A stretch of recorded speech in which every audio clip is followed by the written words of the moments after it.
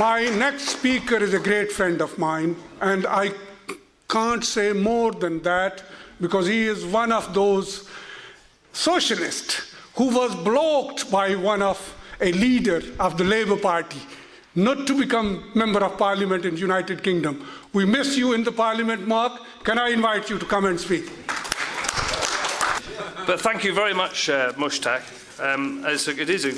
It is a great privilege, genuinely, to be asked I asked to come and speak, actually. As soon as I heard that this was being held to save the gala, or help towards saving the gala, I wanted to come and speak because, as a very young person, I got up to Durham in 1983, which is where I got this tie. Some people say it's Terry Lean, but actually it's a good quality tie. It's a Graham Morris over there tells me it's quite valuable now. It's a big meeting. It's the 100th and it's a centenary meeting of the Durham Miners Gala, and that's where Dave Hopper was there, Dave Guy was there, and this was a great education for me. And I used to try and get up to the Durham Gala every year. I went up the following year, and that was famously the year of the Great Miners' Strike. And at a time when many in the Durham coalfield felt that the Labour Party was not giving the support that miners needed nationally. And I remember the North East Area Band walking off the course as Neil got up to speak. And I remember afterwards there was a great push by some in the Labour Party. He says, oh, we don't want to have the Durham Miners Gala at all. They tried to set something up at Beamish at a museum. It never took off. It never took off. And the most amazing thing, really, if you think back, to my mind, it's the power, the solidarity, the history, everything that came together to make sure that the gala carried on and just got bigger. I mean, I said Dave Temple. Dave Temple has been running a trade union printing service, producing all sorts of books and magazines about the gala, about mining history and much else besides. And he's telling me that there are new banners being dedicated from the old coalfield areas every year. So the idea that this is all old history, it's not. It's become such a powerful national annual event. It grows, it diversifies, but it still is loyal to where it comes from, the mining communities of Durham. So they never killed the spirit of the Durham coalfield. And when I look at there's Dave Hopper standing there as he was doing in 1983. It's an astonishing thing because, you know, everybody thought it was all going to be over because in many other parts of the country it is true. I mean, because of the scale of the closure program, the savaging of an industry by people who always claim to be very clever and smart. These establishment people claim that they know what they're doing. They closed an industry and they tried to destroy it, but they didn't destroy the spirit. So now Dave Anderson, who was also supposed to be here tonight, by the way, but is sadly not present. Dave, actually, during that week, we can't mention her name, the woman who must not be mentioned. But during that week, there are many speeches well worth having a look at, but Dave Anderson's speech in Parliament is well worth having a look at. It's a very, very powerful speech. And one of the arguments he was making is the reason why they closed many of the coal mines in Britain, saying that they were unprofitable, is actually they were super efficient, they were very modern, they had enormous investment in them. They'd had so much investment in them that when Alf Robins was running the National Coal Board, he said, we don't want to have any foreign coal coming in because we put so much investment into our own industry. Can you imagine a British politician saying that now?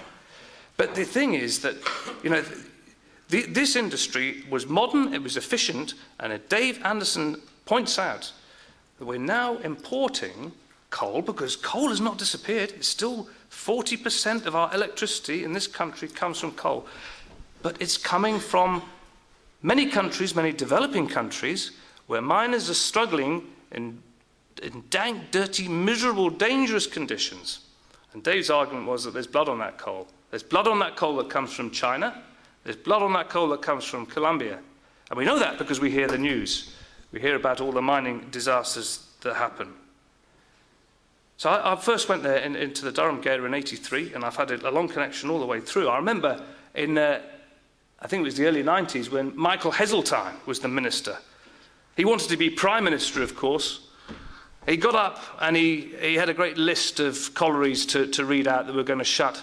And I'll never forget that, because in his list he said point of Ayr, Scotland. It's bloody North Wales. Another clever Tory. So they shut the industry down, but I'd got to know Graham Morris, I got to know John Cummings, and Alan from Easington Colliery, and we were all working together to try and persuade the government that it didn't make any economic sense. All of these arguments have been used a million times. There's no point in as Dave was saying, sort of revisiting history, but it is absolutely astonishing that at a time when this country could be, and still could be, one of the leaders in carbon capture, in clean coal technology. They were on the verge of opening one of those plants in Doncaster next to Hatfield Colliery. We've said we're not interested. They're decommissioning power stations. They're saying that the lights could go out.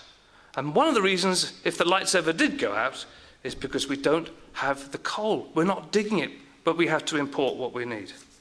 So it's all absolute madness.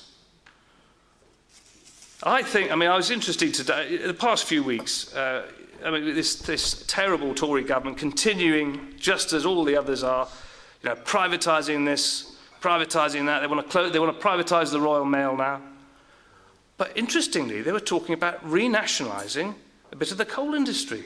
And I had to reread this. It was in the Guardian newspaper, so well, maybe they've got it wrong. The Guardian doesn't necessarily know what the Tories are doing. But it's true. Because after that big fire at the Dormill Colliery in the Midlands, obviously there's a huge concern about workers there not getting their pensions. And so the government may actually step in order to save UK coal, what's left of the industry, by nationalising part of it. Well, that made me think that really it's high time that all the rest of it was nationalised. Well, we have got to do that, not just for coal, but for the railways, but for water, for all of the utilities. And we've had 20 years of this nonsense from the Thatcherites, from the Blairites, all of them saying the same thing. This is all dinosaur stuff. Nobody wants public ownership. It's what works that matters. That's what they tell us, what works. Well, there's not much working in modern-day Britain. Not even their wretched banks work. So why not take these public utilities, our utilities, back into social and public ownership? We should have them. We need to control them. We need them back. And I'll tell you what, if the Labour Party was to actually do that, it might do very well at the next general election. Because it's not only Labour supporters that favour the railways they've been taking back into public ownership. A lot of Tories do too. A lot of Tories don't want to see the Royal Mail sold off. Now, at this stage, I was going to give you a quote from an hour in Bevan, but I thought better of it because we're getting very hungry. But it did run along the lines of, Britain is an island of coal surrounded by a sea of fish, and whoever manages to mess up the organisation of that does it work. But anyway, it's been messed up. It's been messed up for 20-odd years. And it's, the trouble is, it's not just a question, it's not just a matter to my mind of keeping the Gala going and expanding it, because it's a living entity, and it probably will be around for another 100 years. I'm sure in one way or another it will be. But it's about, we should stop being apologetic for some of the arguments for socialism, for public ownership, because they all make more sense than ever. And I think, not only have we got to support the Gala, because that is where we can hear some of these arguments. And one of the most powerful things also that's coming out of the past few weeks is, once again, the historical internationalism of the Durham Miners Association. We've heard Dave led the campaign up and then was part of the campaign leading against the fascist being appointed to run Sunderland Football Club, whose name I've forgotten. But that's a classic example of why we need the Gala and why we need the Durham Miners Association.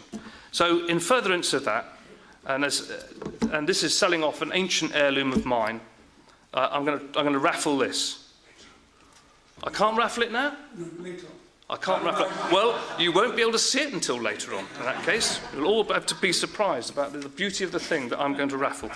Anyway, thank you very much, Conrad. Thank you very much.